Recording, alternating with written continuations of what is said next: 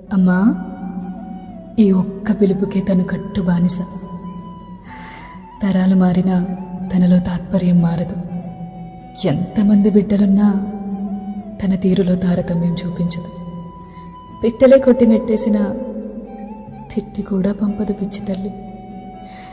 ఎవరో అన్నారట, ఉల్లి చేసిన మేలు తల్లి కూడా చేయదని.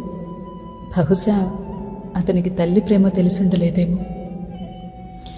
పాడైపోతామని కొడుతుంది, పాడైపోయినా కడుపులో పెట్టుకుంటుంది. తన గురించి రాసే కళానికి కూడా తను మోసే బరువు తెలిసి భారంగా కదులుతుందట.